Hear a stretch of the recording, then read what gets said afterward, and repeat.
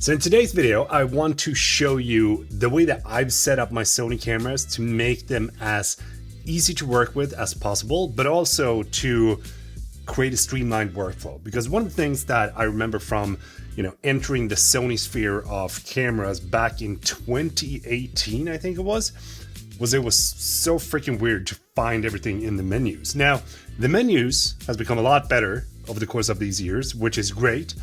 But there is a couple of things that I think you should know if you just picked up a Sony camera that might help you to enhance your experience when it comes to shooting videos.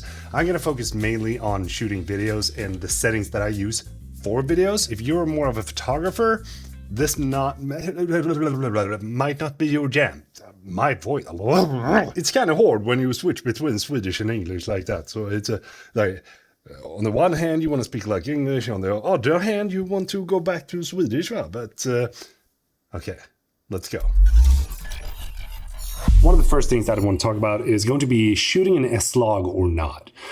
One of the good things about shooting an S-Log is that you can color grade all the footage. And if you were to see this without a LUT, it would look like this, right? But we're gonna drag it back because it just looks gray and washed out. And when it comes to Sony cameras nowadays, you can actually load in a LUT and see it in the display of the camera without have it being baked in to the actual footage that you're creating. So we're gonna head into the menu and then you're gonna go up to the house and video camera. And here you're gonna have a menu that basically shows you all the quick settings for video. And if you go to LUT, you can see that I have loaded my prime LUT into this. Now, to be able to add a LUT into your camera, you have to take a memory card and you have to load it into a specific folder and then put it in your camera, and then you can save it in the camera.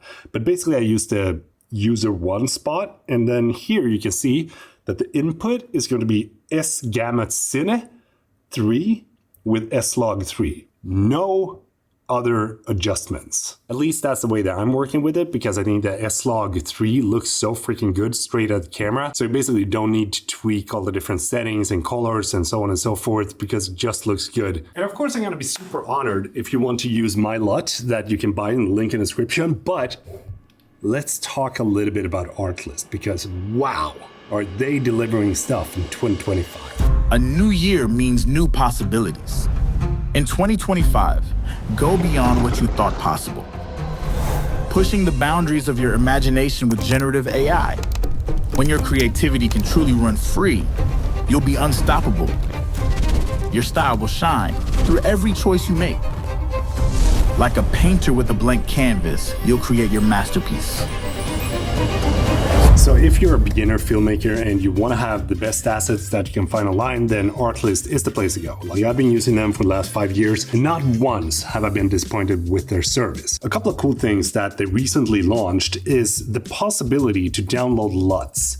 There's a plethora of different LUTs that you can download, use in your projects to give your videos different kind of looks. They also have something that's called collaborative artboards, where you can work together as a team to find the right kind of vibe and fit for the video that you're creating. And of course, we got the AI voiceover, which is so freaking sick. I mean, like, listen to this. You can actually get it in Swedish now.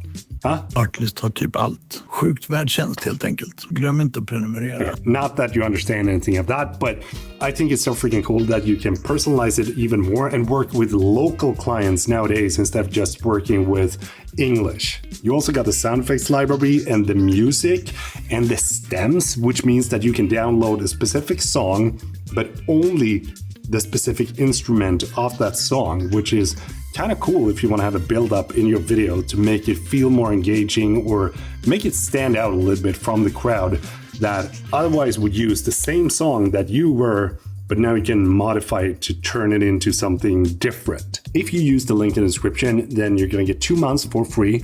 And I'm of course going to get a little bit of a kickback from that. So thank you so much for using the link in the description. But honestly, I mean, like, I've been using them for over 5 years at this point, which is wild. I never thought I'd say that, but it is such a good service and they offer so freaking much. There's a bunch of different plans that you can choose from depending on what kind of budget that you have. So don't feel like you just have to sign up for the best one, because you can always upgrade later.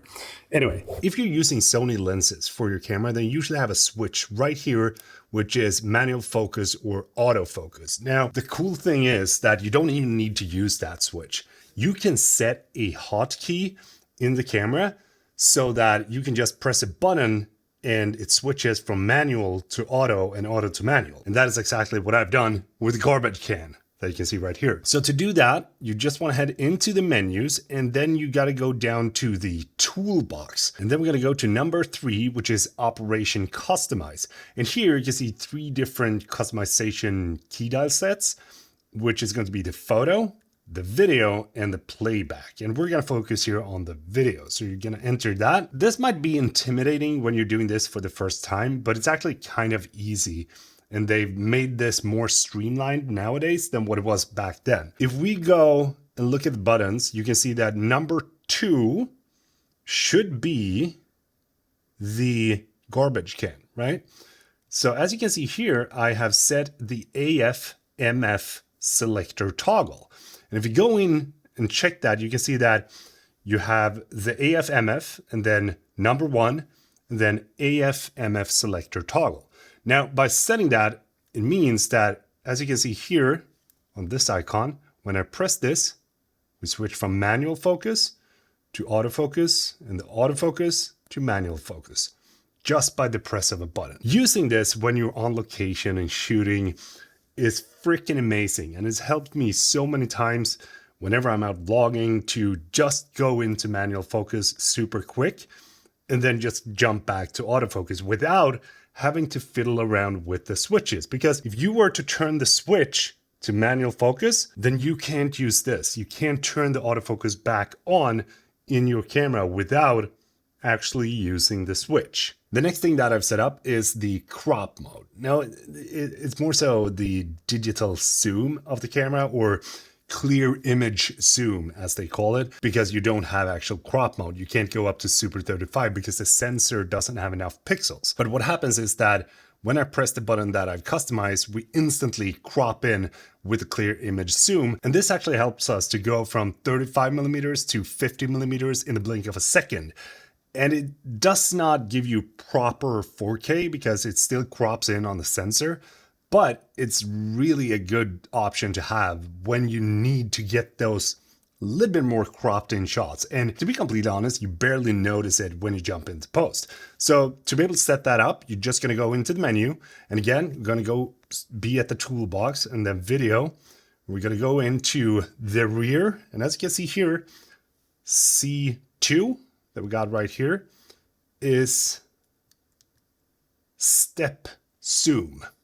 So we're going to press that, and then you're going to choose step zoom and add that to the C2 button. And now, whenever you want to crop in on something, you're going to be able to do that super fast. So instead of having to go into the menu and fiddle around with that, you just press the button, and then you have cropped in on the sensor. Pretty cool, eh? The next thing that I've customized is the button for the white balance, because sometimes you move from outside to in and vice versa, and maybe you go out shoot in the evening and then you move in and then there's sunset, so on and so forth.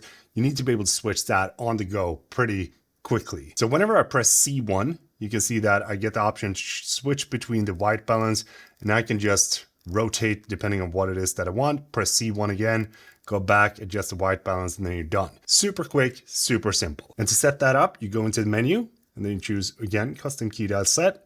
We want to change from the rear and go to top. And then we're going to choose button number 1. And then you're going to have it here. It's going to be under exposure, number 4, white balance, and then white balance. And again, these are just my settings that I found to be incredibly useful over the course of my career. And if you can have some sort of use case for this, it's going to be great, but maybe you found your own way to set up your own camera. Either way, I love the fact that you can customize each and every button on the camera to do whatever you want it to do. The next thing that I've customized is the wheel, so that the wheel actually controls the aperture, as you can see right here. But that is because we don't have 3 wheels on this camera. We only have 2. We have the top wheel right here, and then we have the wheel that you control the ISO. So here you have to press to adjust the ISO, which I think is fine on the ZVE1. But if this were to be, for example, the A9 III, then instead of pressing, I just have the ISO hotkey to be actually on the roll right here. So to set this up, you go into the menu and then you go to custom keel dial set. And then if we go down here, we have dials and wheels. And then you can see here that we have what it is that you want to control. And then here you can set the aperture, right? So that it only controls the aperture. And these are basically the settings that I've adjusted on the ZVE1 to make it as easy as possible to use. And then, of course, you have something that's called S&Q on the ZVE1 as well, which is slow and quick. And this is where you go in for those smooth, slow motion B-roll shots. Just a flick of a button. And then every time I go here, I choose manual because I just want to control everything myself. And then the thing that I only adjust is basically the shutter speed to be double the frame rate that I'm shooting in. Now, if we go up to the A9 III, I've set this up pretty much the same. The first thing is going to be that we're going to be in video mode. And now you can see that when I turn the wheel, I instantly adjust the ISO. And it basically means that I don't have to click and turn. The reason for it is because we have two wheels on the A9 III. We have the top wheel right here, and then we have the front wheel right here. And the thumb wheel for me is the shutter speed, and in the front here is the aperture. This is going to depend on how you set your camera up, but everyone has their own preference on which wheel is which. Basically, the same settings applies from the ZVE1 to this. So if I were to press the AF on button here in the back, then I crop in on the image. Do you see that? And the cool thing with the A9 III is that we don't lose any resolution when we're doing the crop because it actually crops in to APS-C. And to be able to set this up, we're going to do the same thing. You're basically just going to head in to the toolbox down here, and then we're going to go to Operation Customize once again. And as you can see here, we're just going to find number 2, which is APS-C and full frame.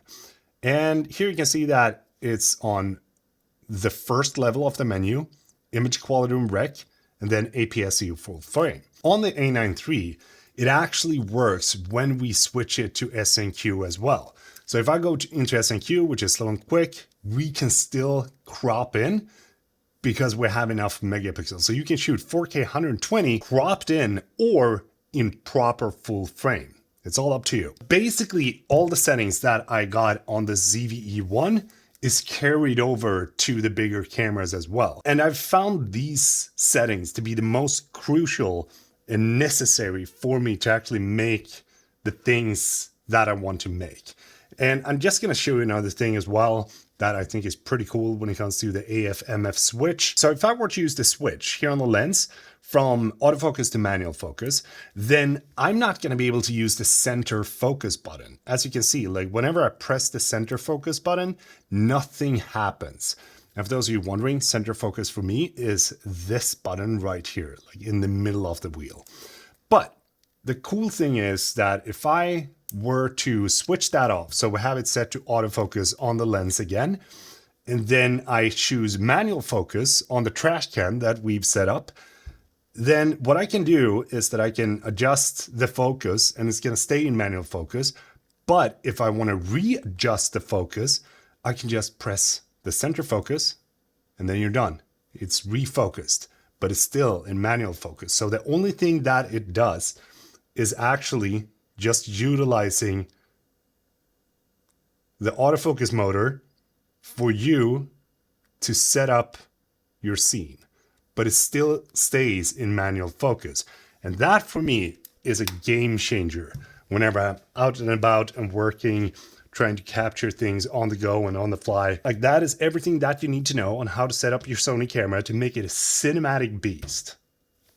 I don't know if we use that word anymore, but I'm gonna use it. Hope you learned something from this video or that you enjoyed it. And I don't know, like, what do you think about the new setup? Because all of a sudden I switched things up. I'm gonna show you why in a couple of videos forwards, but not right now.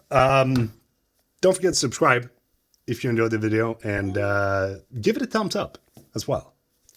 Have a good one. Peter från Sweden is saying goodbye.